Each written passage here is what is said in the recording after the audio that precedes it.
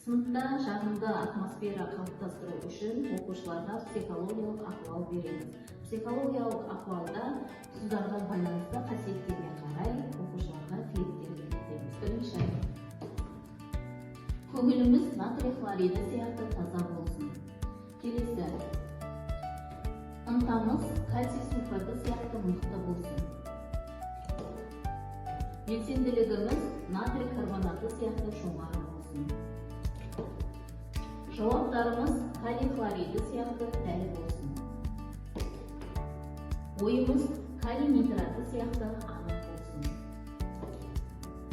Сабақтағы жұмысымыз натрий фосфаты сияқты нәтижелі болсын.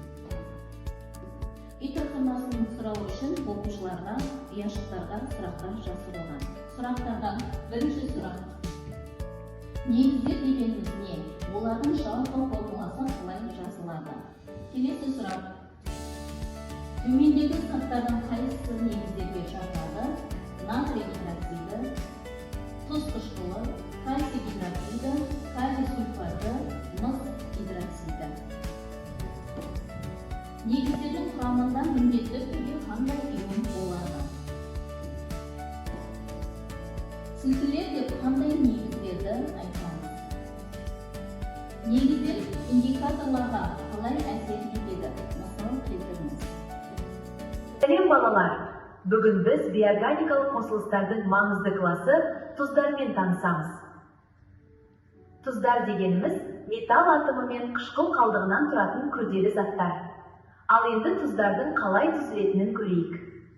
Тұздар көбінесе бейтараптану реакциясы арқылы түзіледі, яғни қышқыл мен негіз әрекеттеседі. Нәтижесінде тұз және су түзіледі. Натрий гидроксиді тұз қышқылымен әрекеттеседі. Нәтижесінде натрий хлориді және су түзіледі. Тұздар құрамына байланысты үш топқа бөлінеді. Олар орта тұздар, қышқыл тұздар және негіздік тұздар. Әрқайсысының ерекшелігі бар. Енді әрқайсысын жеке қарастырайық. Орта тұздар қышқыл құрамындағы сутек толық металмен алмасқанда түзіледі. Мысалы, натрий хлориді, калий сульфаты, натрий фосфаты. Қышқыл тұздар қышқыл құрамындағы сутек атомдары толық алмаспай қалған кезде түзіледі. Мұндай тұздар 2 немесе 3 негізді қышқылдардан түзіледі. Негіздік тұздар құрамында гидроксид топтары сақталады. Олар негіздің толық бейтараптанбауынан түзіледі. Мысалы, мыс гидроксохлориді, алюминий гидроксохлориді. Орта тұздарды атағанда алдымен металл аты айтылады. Содан кейін қышқыл қалдығының атауы жазылады. Мысалы, натрий хлор, натрий хлориді, купрум изотөр, мыс 2 сульфаты. Қышқыл тұздардың атауына гидро сөзі қосылады. Бұл құрамында сутек бар екенін көрсетеді. Мысалы, натрий HCO3, натрий гидрокарбонаты. Негіздік тұздардың атауына гидрок сөзі қосылады. Бұл құрамында гидроксид тобы бар екенін білдіреді.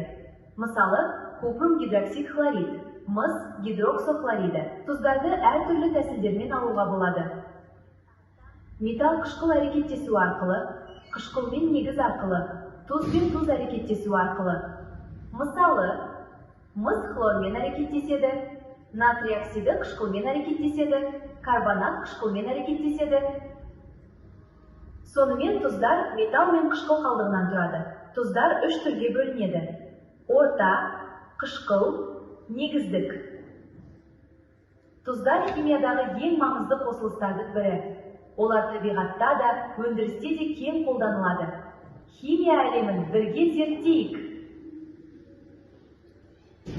Тұздардың жіктелуі.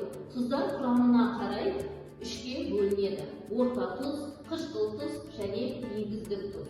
Бұл жіктелуі қышқыл мен негіздің бейтараптану дәрежесіне байланысты. Орта тұздар. Қышқыл құрамындағы сутек атомдары толық металдармен алмасқанда түзілетін тұздар. Қышқыл тұздар. Қышқыл құрамындағы сутек атомдары толық алмаспаған жағдайда түзіледі. Бұл тұздар көп негізді қышқылдардан түзіледі. Негіздік тұздар. Негіздік тұздар құрамында гидроксо топтары сақталған тұздар. Бұл тұздар негізді толық бейтараптанбағанда түзіледі. Оқушыларға топтық тапсырма беру үшін ас үйдегі топ бірінші топ тапсырмасы. Жағдайы, анасы сорпа дайындап жатыр. Ол тағамға ас тұзын натрий хлориді қосты. Кейін лимон шылымын да қосты. Дәмі өзгерді. Тапсырма. Ас тұзы қандай тұз түріне жатады? Натрий хлориді қандай қышқылдан түзілген? Лимон қышқылы қосылғанда дәм неге өзгереді? Ас тұзы суда ерігенде қандай бұйымдарға атырайды? Оқушылар тапсырманы орындап болғасын, видео арқылы дұрыс жауабын көреміз. Бұл жерде ас тұзы қолданылды. Ас тұзы натрий хлор формуласына ие, ол орта тұзға жатады. Бұл тұз қышқылынан түзілген. Лимон қышқылы қосылғанда тағамның дәмі өзгереді, себебі қышқыл мен тұз ерітіндідегі иондарға әсер етеді. Натрий хлориді суда ерігенде натрий және хлор иондарына ыдырайды. Яғни оң дәрежелі натрий және теріс дәреже иондары түзіледі. Жақсы, келесі тапсырма. Пісіру ұнтағы. Тапсырма. Аспаз бәліш пісіру үшін ас содасын қолданды. Пешке салынғанда қамыр көтерілді. Тапсырма. Натрий гидрокарбонаты қандай тұз түріне жатады? Бұл тұз құрамында қандай ерекше атом бар? Қыздырғанда қандай газ бөлінеді? Неліктен қамыр көтеріледі? Оқушыларға тапсырма беріледі. Орындап болғасын дұрыс жауапты видеофильм арқылы көреміз. Бұл жағдайда ас содасы қолданылды. Оның формуласы натрий HCO3. Бұл қышқыл тұзға жатады. Оның құрамында сутек атомы бар. Қыздырғанда көмір қышқыл газы бөлінеді. Яғни CO2 түзіледі. Газ қамыр ішінде көпіршіктер түзеді. Сол себепті қамыр көтеріледі. Келесі тапсырма. Түс пастасының құрамы. Жағдайы түс пастасының құрамында натрий гидрокарбонаты бар деп жазылған. Бұл зат түсті тазалауға көмектеседі. Тапсырма. Натрий гидрокарбонаты қандай тұз түріне жатады? Оның құрамында қандай атом сақталған? Неліктен бұл тұз қышқылды бейтараптай алады? Бұл зат қай қышқылдан түзілген?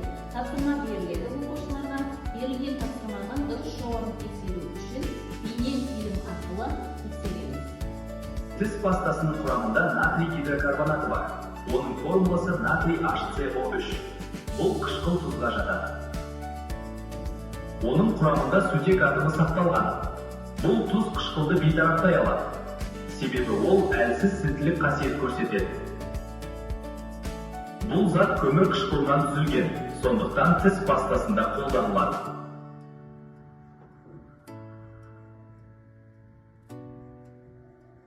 Жақсы тапсырма оқушыларға желмен формуласы арқылы беріледі. Бірінші тапсырма. Тұздардың атын сәйкестенді. Натрий хлориді. Келесі натрий гидрокарбонаты. Келесі мыс гидроксил хлориді.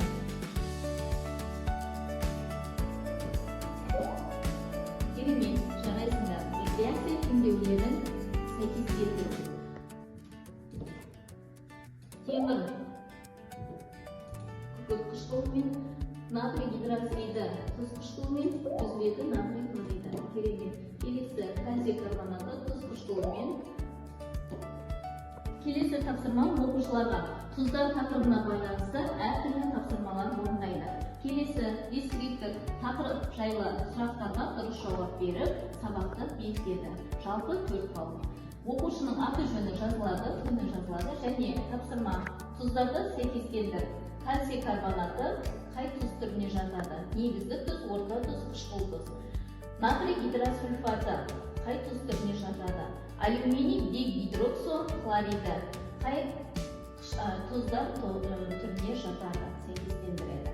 Келесі тапсырма химиялық диктант. Берілген тұздардың атауларын жазу қажет. Үшінші, реакцияны аяқта. Берілген реакция теңдеулерін аяқтайды. Келесі төртінші тапсырма артықты тап. Натрий хлориді, кальций сульфаты, калий карбонаты, мыс гидроксо хлориді. Артық тұзды табамыз. Оқушылардан кері байланыс алу үшін осыны рефлексия түсіндім. Бүгінгі сабақты толық түсіндік. Келесі сұрағым бар. Сабақ туралы сұрағымыз бар. Келесі түсінбеген. Бүгінгі тақырыпты түсінбедік. Бізге қиындау болды. Жақсы, оқушылар өз пікірлерін білдіреді.